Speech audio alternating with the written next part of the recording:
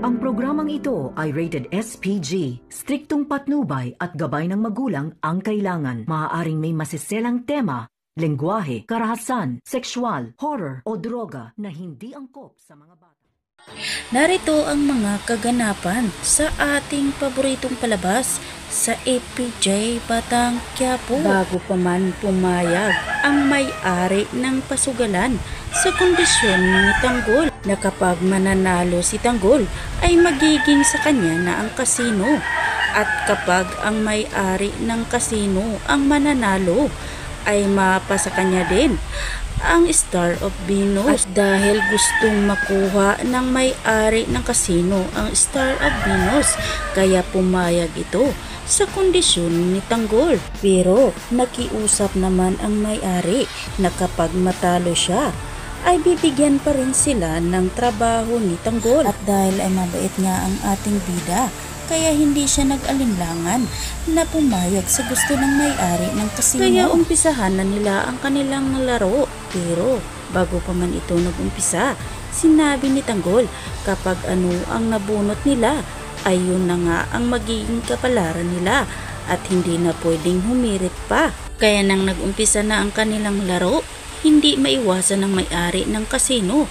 Nagkakabahan ito. Ganun din ito si Boss Divina.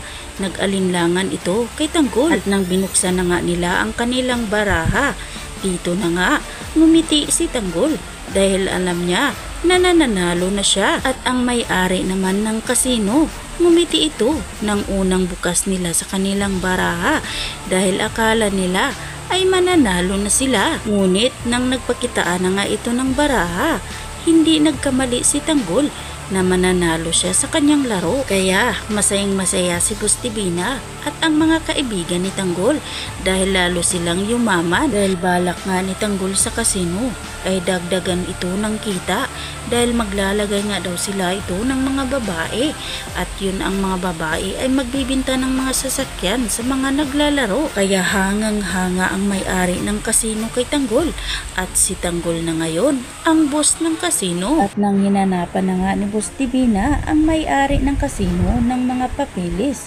dito na nga nila nalalaman na hindi pala ito rehistrado. At muling nakikiusap ang may-ari ng kasino kay Tanggol na hindi sila tanggalan ng trabaho. Ngunit nangako nga si Tanggol na hindi mangyayari na tanggalin sila sa trabaho dahil sila pa rin ang magdadala sa kasino. Kaya muling nagpapasalamat ang may-ari ng kasino kay Tanggol na boss na niya ngayon. Pero hindi nga maiwasan na banggitin ng may-ari ng kasino ang Star of Venus dahil hinahanap nga daw ito ni Mr. Suarez. At dito na nga nagtaka si Tanggol kung bakit nalaman ni Sir Suarez ang tungkol sa Star of Venus. Kaya tuloy napagdudahan ni Tanggol ang may-ari ng kasino na sila ang nagsasabi kay Sir Suarez na nasa kanya ang Star of Venus. Pero dito na nga tinapatan ni Tanggol ang may-ari ng kasino. Kapag lulukuhin nga daw sila ay hindi siya magdadalawang isip na tapusin ito. At sa kabilang banda ay nagdesisyon na nga si Santino na sumama na sa grupo nila ni Lucio dahil gusto ngang makatulong si Santino sa kanyang ina dahil sa kahirapan nito. Ngunit may kondisyon din sila ni Lucio na kapag sasali si Santino sa kanilang grupo ay kailangan niyang magtapos ng buhay upang makasali sa grupo nito. Kaya dito na nga mag-umpisa ang pagiging kriminal ni Santino.